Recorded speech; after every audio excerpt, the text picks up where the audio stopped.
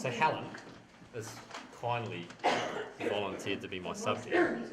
And people can do this on themselves. I just want to track anatomy for those who are interested. So, I place fingers just in front of your ears here, and everyone do this, and actually just poke your tongue out. And then relax. So you can feel the condyles move into your fingers, right? Yes. Okay. So what you're feeling, and then relax. So just open your mouth, Helen. We're nicely positioned for everyone to see Helen open your mouth there. We're feeling, when you're feeling this, rotation and translation. Okay? So that rotation component gets you to about 2.5 centimetres, and then the rest will open up. People have a range in how much they can open their mouths, but what we really want is just to feel symmetry. And what you might feel between you is one side moves a little more, one clicks and cracks a little bit. Okay? And just poke that tongue out a little. Okay, so it's just nice to feel that. We drop a little bit below that, just underneath the ear. Okay, and we try and track, and we follow the jaw around. Okay, and we drop down onto the hyoid bone, which is that little horse-shaped bone. Okay, reason why it's nice to do that, and if you have a little swallow now, and you can feel that raise and lower. Okay, that hyoid bone is really important from a positioning perspective in terms of laryngeal tension. And you've got your digastric muscle that loops in and it has a fibrous attachment onto that hyoid bone, and then the anterior part of that digastric muscle attaches the underside of your jaw here. So it's like a little sling. If you can imagine, it's like a little flying fox. The hyoid's sitting here. If that muscle's tight, what happens? That flying fox sits a little higher. So it's probably better if you want to fly down this thing. But from a voice perspective, that hyoid bone has a membrane that attaches to your larynx. And also we've got musculature as well. So if that's being hoisted up, it's going to pull your larynx up too, right? Okay, so it's just nice to visualise. We drop down a little lower, we can feel the thyroid cartilage, so your Adam's apple for guys. Okay, and then below that, you've got your cricoid cartilage. Okay, so you can feel a little notch, and it's like a little ring. It's a very skinny part of the front. And just place your finger there and just hum for me. And just say the words 1, 2. 1, 2. It's a nice vibratory tone, you can feel that. Okay.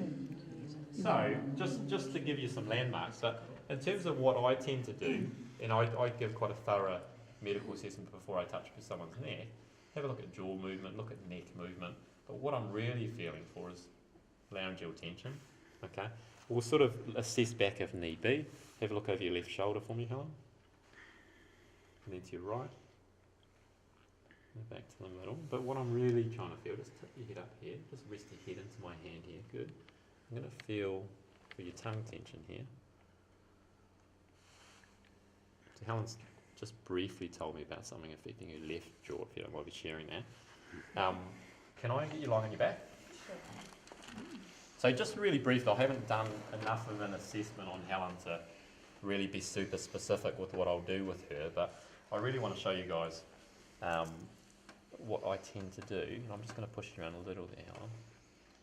So that muscle we were talking about, your sternocleidomastoid, I know I'm a little hidden here to some of you, is really just having a feel of that sternocleidomastoid. It's a huge muscle which has a huge effect when it's tight. And I know this will be a little uncomfortable, but you often get a lot of people who have tension in this muscle, and it can affect headaches, it can affect neck pain, it can affect problems with constriction and compression in the lower part of your neck. So if we're looking outside of people who have voice problems, I work a lot with people with oral facial pain, TMJ problems, interesting buzzing in their ears where the audiologist has said, no, I'm pretty happy with this. So we're looking really at, mechanically, and it's not super comfortable, okay? So there's a lot of trust involved with someone working around someone's neck, especially if they're a classically trained singer who's always been told by the singing teacher, don't touch your neck.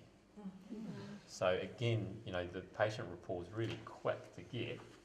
So I'm just going to see through here. I'm just going to take you back. Just lift that chin. I apologise if I've got my back to anyone. It's nice, just rest the tip of your tongue to the roof of your mouth. Really nice to feel the tongue root. Okay, so I can do a little bit of work in here.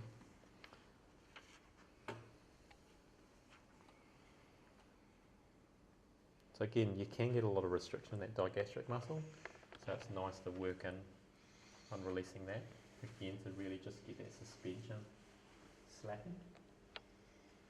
And then we can work on articulation. Just lift your chin there a little.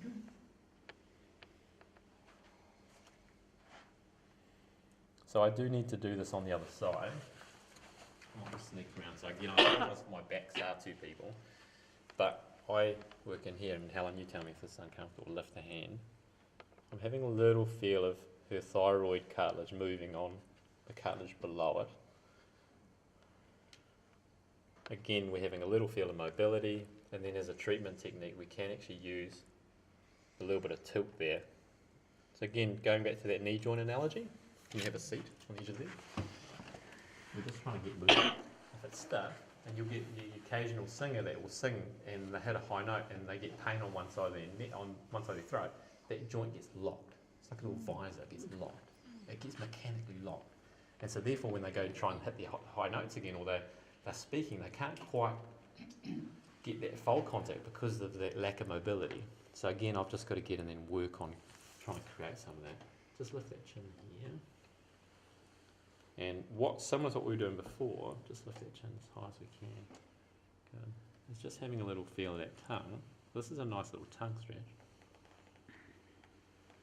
Just slowly poke your tongue out of your mouth. That's it. Jaw nice and high. That's it. Good. Good. And relax. So it looks worse than what it is, hopefully. Is that about right? Huh? But there's a lot of trust that, people are quite anxious about being touched on the throat. So I'm always quite sensitive of that, and you're always reading your body language of your patients. But, generically what we were looking at, and like we said, is just that analogy of let's just loosen that instrument off. But you've got to be really aware of all the other components. What's happening down here? What's happening shoulder position? What's happening with her neck? What environment is her body in? And what mechanical imbalances is she picking up?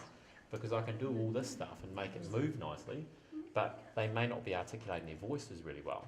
And that's when I can pick up a phone. And if I've got a network of people, and especially if there's people around some of the other main centres that are really interested in some of this work, then I quite like offsetting some of this work for you guys who are really great at teaching articulation of the voice.